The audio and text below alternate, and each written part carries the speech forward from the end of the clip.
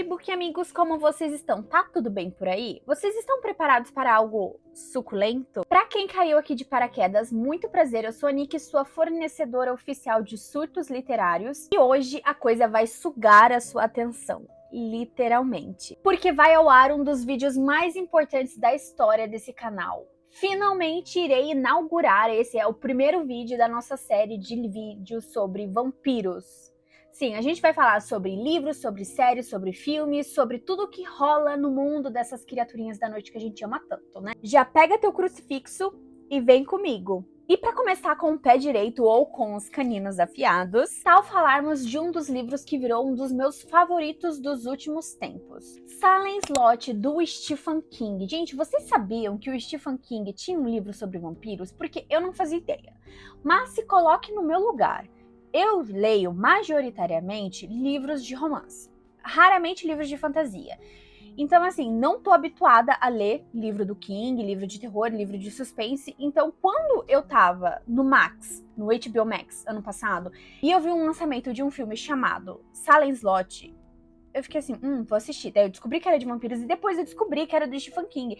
E pode parecer meio óbvio, porque, tipo, é claro que o Stephen King já lançou um livro de vampiros na vida, né? Mas, como eu disse, nunca fiz parte deste universo de livros de terror, livros de suspense, apesar de eu ser a garota, assim, dos vampiros. E é claro que dos lobisomens, porque eu sou crepusculete, né, amores? Então, assim, o único contato que até então eu já tinha tido com o Stephen King foi através dos seus filmes, né? Tipo, It, A Coisa, Outsider, a menina doida lá, que é filha do demônio, como que é o nome dela? Carrie, a Estranha. Então, assim, o primeiro contato realmente que eu tive lendo um livro do Stephen King foi com Salem Slot, Meus Amores, que livro. O que importa é que eu simplesmente amei. Sério, sempre que alguém vem na DM do meu Instagram pedir indicação de livro de vampiro, eu falo Salem Slot, de Stephen King, sério, você não vai se arrepender. E depois que eu assisti a adaptação de 2024, eu fui correndo assistir a adaptação de 1979. Tentei encontrar a segunda adaptação que lançou, que foi a de 2004, mas não encontrei nada nesse universo da internet, infelizmente, porque eu tô doida pra assistir. Mas vamos ao que interessa. Salem Slot é inspirado em Drácula, assim como a maioria dos vampiros que a gente tem hoje em dia inspirado em Drácula. E Carmilla, não vamos deixar de falar sobre ela, que a gente precisa sim de adaptações literárias de Carmilla. Pelo amor de Deus, né? O que vocês estão fazendo, diretores de cinema e de séries? Cadê a Netflix, quando a gente precisa dela? Não só a Netflix, como a HBO Max também. Cadê você, More? Bora reagir, fazer uma adaptação de Carmilla? Precisamos. O livro Salem Slot se passa nos Estados Unidos, mais especificamente em uma cidadezinha no interior dos Estados Unidos, lá no Maine, onde basicamente é quase todas as histórias do Stephen King, pelo que eu entendi. Né? Como eu disse, não entrei ainda de cabeça nesse universo do Stephen King, apesar de que eu criei uma maratona no Maratona App para eu ler todos os livros.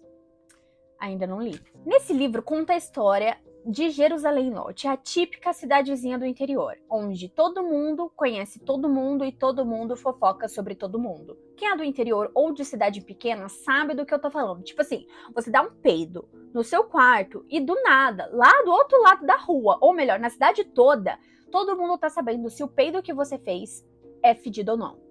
É sério, parece que é loucura, mas é verdade, gente. Eu moro no interior e eu tenho propriedade pra dizer isso. E nesse livro a gente tem a maioria dos elementos que toda cidade pequena tem. A fofoqueira oficial da cidade, a casa mal assombrada, gente, pelo amor de Deus, todo lugar que eu já frequentei, que é de cidade pequena, por exemplo, quando eu era criança, minha avó morava numa chácara.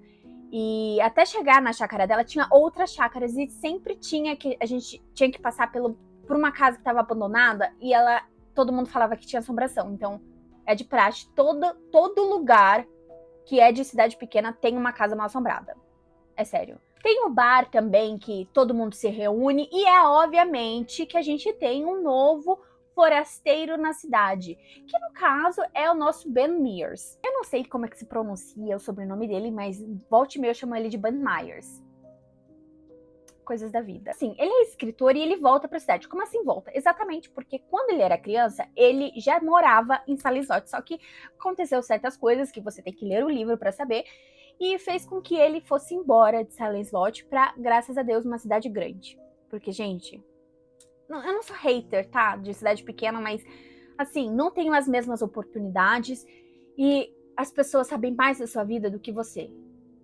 É muito chato. Então, ele foi para Jerusalém Norte com as segundas intenções, no caso duas. A primeira era ter a criatividade recuperada, porque, como eu disse, ele é escritor e tá com um puta bloqueio criativo, e enfrentar os fantasmas do passado. E tem a ver com a mansão assombrada, que é a mansão Marsden. Quem nunca, né? Quem nunca teve uma história para lidar do passado? O nosso Ben, ele tem muitas coisas para resolver. Gente, não vou entrar em detalhes, mas assim, quando ele era criança, ele entrou nessa mansão e ele viu uma cena que crianças não deveriam ver. O dono da casa, ele meio que se cancelou com uma corda. Tá entendendo onde eu tô querendo chegar? Pois é, daí ele criança viu e ficou meio assombrado. Coincidentemente ou não, a casa, a mansão Marsden, foi recém-comprada por dois queridos. O nosso sócio, que eu acho que é Stroker é o nome dele, e o nosso outro querido, o nosso protagonista, o Sr. Barlow. Que até então, gente, ninguém tinha conhecimento dele porque ele era antissocial, ele não gostava de sair de casa. A gente só tem mais conhecimento com o Stroker, porque ele comprou uma loja ali no centro da cidade, que ele iria abrir uma loja de quinquilharia, sabe? Loja de móveis antigos, só para atrair turista mesmo, né? Vai saber o que eles queriam fazer com esse turista. E logo após a chegada desses dois caras e do Ben, coisas muito esquisitas começaram a acontecer na cidade. Por exemplo, um cachorro foi brutalmente cancelado, sabe? Duas crianças desapareceram e pessoas começaram a desaparecer também. Mas vamos focar no caso das crianças, que foram os primeiros desaparecimentos. Eles são, assim, muito importantes. O que acontece? A gente tem dois irmãos, o Ralph Glick e o Danny Glick. Eles iam caminhando até a casa de um amiguinho deles da escola, que se chama Mark. E eles simplesmente desapareceram no meio do caminho. Alguém pegou eles. A cidade, ela já estava criando todo um burburinho por conta do Ben, que é um forasteiro. O que ele estava querendo ali, sabe? Ninguém entendia o que o cara da cidade ia querer numa cidade pequena, sabe? Começaram a suspeitar dele, se é que me entende. Então a cidade entra em alerta, tem toda aquela comoção, grupos de busca, todo mundo à procura dessas duas crianças desaparecidas. Até que um tempo depois, o Danny, ele é encontrado totalmente debilitado. Por quê? Ele tava com uma anemia severa, ele tava ali, sabe, meio dopado, meio hipnotizado até, não sei descrever muito bem essa condição, mas ele tava meio esquisitão, sabe? Até que ele morre subitamente.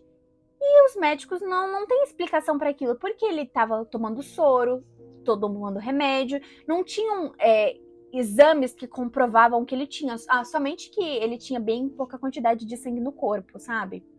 Enfim, o Danny morre. É aí que o terror começa a se infiltrar de verdade na cidade, em nós, no Ben, em todo mundo. Tudo começa a ficar com aquela aura extremamente sombria. Principalmente pelo fato de que ninguém sabe o que está acontecendo. Tem até uma teoria na física que se chama Floresta Negra. E, gente, tô destoando demais do assunto, mas basicamente nessa teoria é que, por exemplo, nós humanos estamos a uma floresta negra de distância, digamos assim, de outra civilização extraterrestre. E ninguém tem coragem de entrar nessa floresta negra porque a gente não sabe o que tem do outro lado. E isso vai tanto para os seres humanos como para os extraterrestres, sabe? A gente não sabe como que essas outras criaturas vão reagir a nós e vice-versa. É basicamente isso. Por quê? É um desconhecido muito palpável. Porque apesar de ter toda essa desconfiança no Ben, que tá ali hospedado na casa da Eva, que tá ali agora namorando a Susan Norton, que tá ali perambulando pela cidade, todo mundo acha suspeito, sabe? Gente, é sempre assim. Sério, não importa.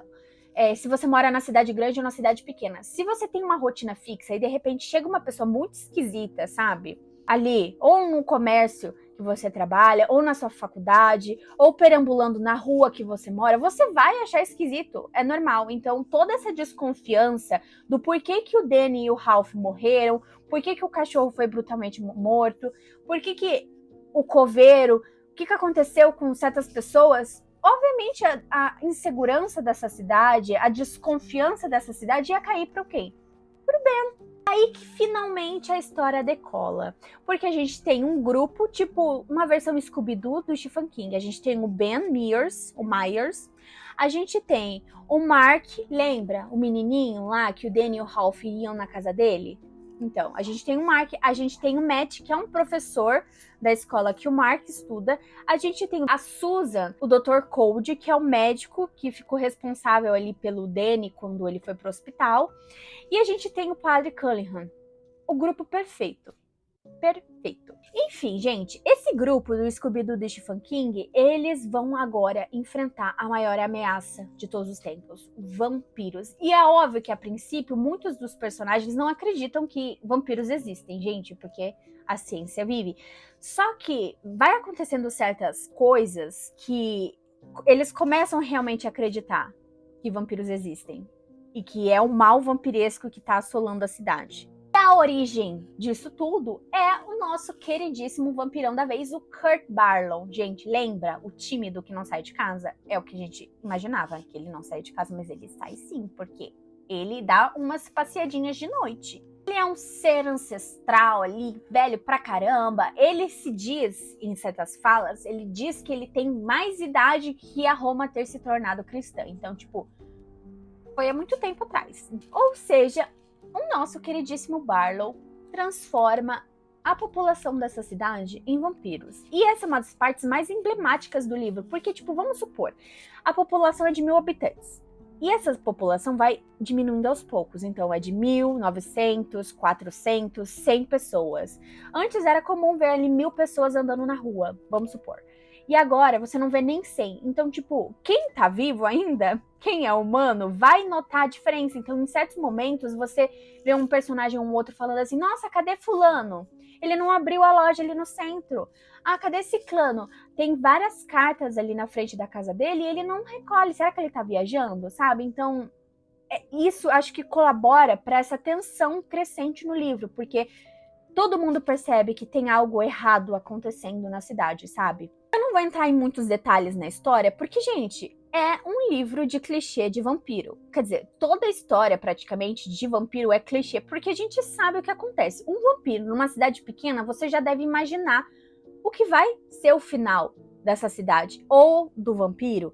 Então, um grupo de pessoas que estão obstinadas a dar um fim no vampiro, já é meio óbvio o que vai acontecer. Então, não vou dar muitos detalhes. Obviamente, eu não falei quase nada do livro, porque eu sou completamente contra spoilers. Eu odeio que me deem spoiler. Gente, eu não quero saber o que vai acontecer. Tá, só me fala a essência que eu pego sozinha depois quando eu estiver lendo o resto das informações, tá bom? Então, assim, eu sou esse tipo de pessoa, tá? E provavelmente os meus conteúdos vão ser inteiramente assim. Eu vou falar dos livros, mas eu não vou dar spoiler, porque eu não gosto de spoiler. Moral da história, gente, muita gente sobrevive, muitas pessoas morrem, principalmente do grupo. Mas para saber o que acontece com o resto do grupo e com o Sr. Barlow, você tem que ler o livro ou assistir o filme. Tanto faz.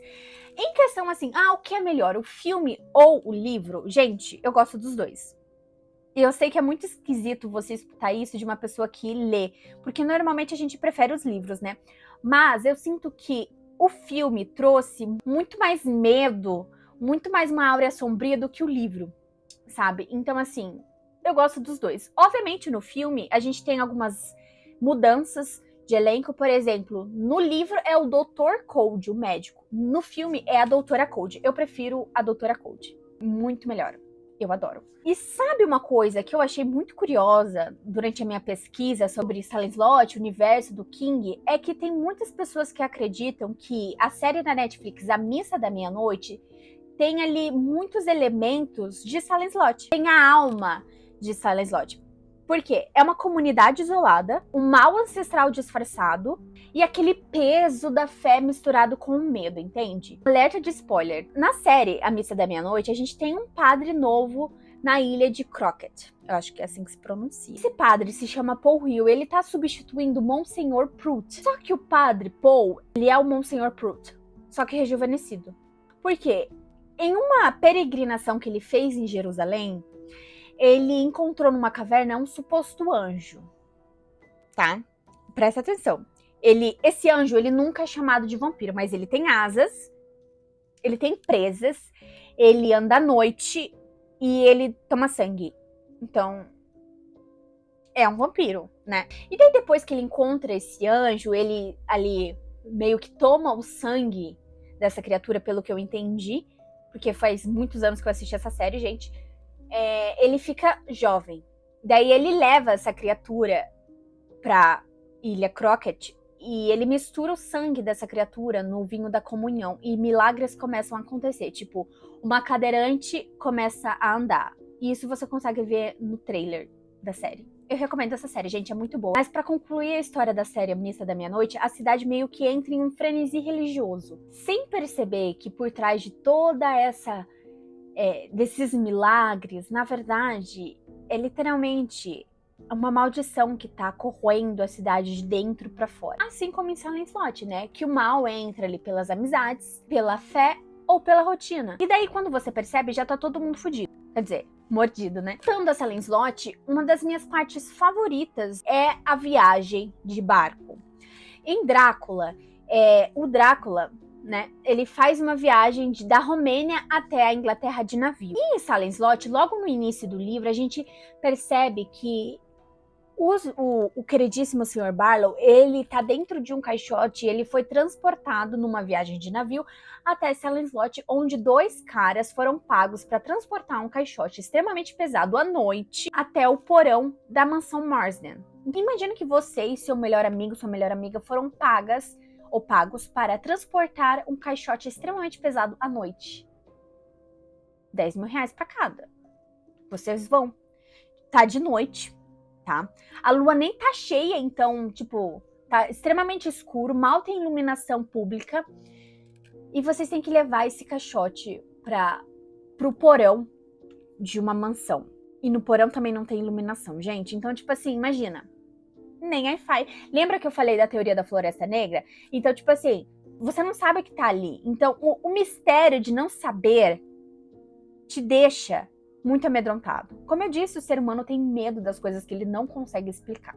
Inclusive, fica a dica que tem um filme chamado A Última Viagem de Demeter, que lançou, se não me engano, em 2023, que conta a história ali do navio que transporta o Drácula, sabe? E detalhe, os tripulantes não sabem que tem um vampiro no porão do navio.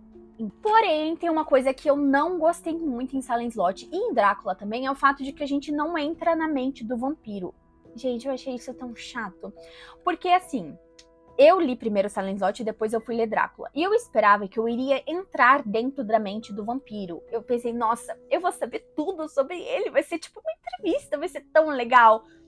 Gente, eu sei que a gente não saber a mente do vampiro dá ainda mais essa sensação da voz, né, a essa sensação de mistério, porque como eu disse, o ser humano tem medo do desconhecido, né, então faz sentido não termos ali muito contato com o vampiro. Obviamente, Drácula e o Sr. Barlow, eles têm papel ativo na história, obviamente, né, mas eu imaginava, sério, que, nossa, ponto de visão do Drácula. Eu vou saber tudo sobre ele. Ponto de visão do Sr. Barlow, ele vai destrinchar a vida dele inteira. Não é assim que acontece, tá? Então foi muito decepcionante. Mas como eu disse, eu entendo super, porque é tipo, pra que dar voz ao mistério? Porque se as pessoas já sabem que aquilo não é um mistério, não vão ter mais medo daquilo. Apesar de ser uma criatura ancestral que suga sangue e consegue te hipnotizar. E tem uma força sobre-humana. E que alguns são bonitos. O Sr. Barlow, como eu tinha dito, ele tem falas, ele age, mas eu acho que uma das melhores falas do Sr. Barlow é quando ele fala que ele não sabe a idade dele, mas que ele é mais velho que o cristianismo ter dominado a Roma. Então, assim, achei legal, mas como eu falei, foi um pouco broxante, tanto em Silent Slot como em Drácula, porque eu esperava algo assim, uma bibliografia. Eu vou ler a bibliografia do Drácula. Realmente eu esperava que Drácula fosse uma bibliografia do vampiro, mas não é. Não que seja ruim, eu gostei. Principalmente da viagem de navio. Agora, se você curtiu tanto o universo de Silent Slot, o Stephen King voltou para esse mundinho em outras obras. A gente tem um conto chamado Um para um Caminho, que conta a história, tipo, o que rolou 2 anos depois do fatídico dia que o grupinho do Scooby-Doo resolveu invadir a mansão Marsden. E a gente também tem, na série de livros A Torre Negra, o desfecho do personagem Padre Calican, que alerta de spoiler. A gente não sabe o final dele no livro Salem Slot, entendeu? Então, tipo, você vai descobrir o que aconteceu com ele na série A Torre Negra, do Stephen King. Como eu tinha dito, gente, Salem Slot foi o primeiro livro que eu tive contato com o Stephen King, tá? Então, tipo, imagina a minha surpresa em ler um livro como o do Stephen King. Eu achei, assim, a estrutura muito esquisita, sabe? Peguei aqui 2 livros, eu tenho o Salem Slot, do King, e eu tenho aqui Amar e Reformar, que é um livro que eu abandonei, porque eu achei ele muito chato. Tem aqui, ó, no capítulo 18, o ponto de visão da Lia, da Lia. E no capítulo 19, a gente tem o ponto de visão do Julian, tá? É normalmente assim que eu entendo livros. Esse é o comum, né? Em Salem Slot, o Stephen King é muito autêntico ao escrever, tá? Então, por exemplo, deixa eu pegar aqui. Aqui é a parte 2. A gente tem, ó, capítulo 8, o Ben falando. Daí tem aqui, ó, o 1. É como se fossem mini contos escritos no livro. Daí a gente tem o 2, que a gente agora tá falando sobre o Matt também, que é o professor, né? Daí a gente tem o 3, sabe? Eu achei, assim, bem diferente, bem peculiar, mas eu gostei. Eu achei muito interessante. Na minha opinião, isso transforma o livro de uma forma completamente diferente de tudo aquilo que eu já experimentei na minha vida. Porque é como se esse fato dele transitar em diversos pontos de vista, digamos assim, deixa o livro vivo, a cidade tá viva. Porque não é como, por exemplo, em Amar e Reformar, que a gente só tem ali o mundo na visão da Lia e o mundo na visão do Julian. Aqui a gente tem, tipo, o mundo na visão da cidade. O que cada personagem tá pensando naquele momento. Então a gente tem sempre, por exemplo, o Ben tá ligando a luz de LED no quarto dele. E daí, o que 10 outros personagens estão fazendo no exato momento em que o Ben tá ligando a luz de LED no quarto dele, sabe? Eu achei muito interessante, porque, como eu disse, dá realmente a impressão de que é uma cidade viva. Não uma cidade ali pelos critérios de olhar de mundo dos personagens da Lia e Julian. Então, eu amei isso no Stephen King. Agora, se você me pergunta, é um livro assustador? Gente, eu não achei o livro muito assustador. Mas quando eu fiz leitura imersiva com ambient sound, aí a gente já tá falando de outra história. Aí já é diferente. Por quê? O que acontece? Para quem não sabe o que é ambient sound, são sons ambiente que você faz para determinado lugar. Eu encontrei do Stephen King, Salem Slot. Então eu tava escutando esse som, que é madeira rangendo, som de vento, uma musiquinha sinistra e um vampiro balançando numa cadeira de balanço com olhos brilhantes olhando diretamente para você.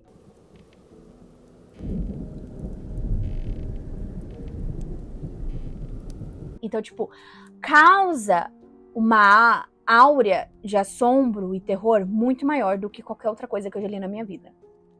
É top. Eu vou deixar aqui na descrição do vídeo pra você ler Salem Slot enquanto assiste, ou melhor, enquanto você ouve esse ambient sound, porque, gente, é muito bom. É sério. Dá realmente medo. Em suma, Salem Slot, ou A Hora do Vampiro, como foi publicado a princípio, ele foi o segundo livro lançado por Stephen King em 1975. É uma história sobre uma cidadezinha pequena que recebeu um mal e sofreu por isso. É fantástico. Eu simplesmente amei. E se Drácula sussurra o medo nos castelos, Salem Slot grita o medo na varanda da sua casa, com a luz acesa.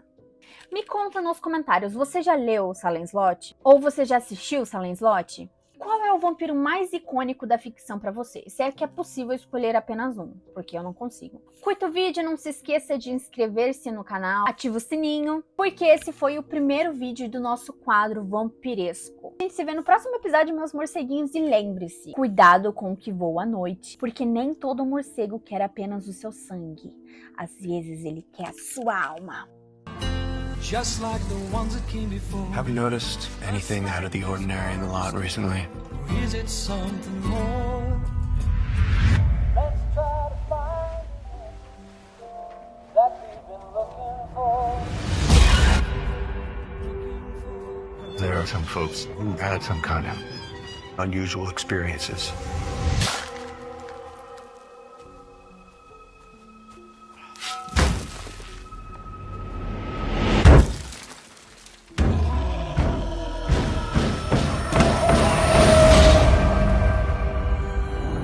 They used to tell us stories about this place. You have no idea what you're getting yourself into here.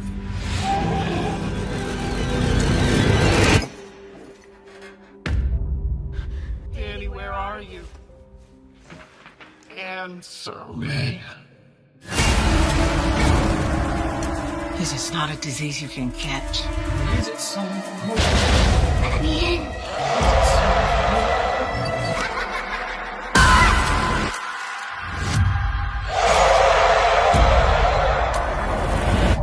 If we don't fight back, they'll come for us eventually. Is it something more? Things have gone bad in the lot now. Is it something more? Run!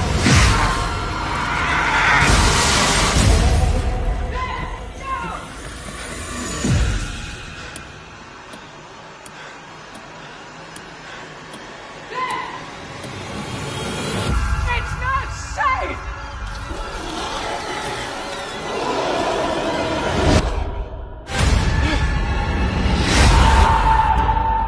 Another sleepless night. Is it something more?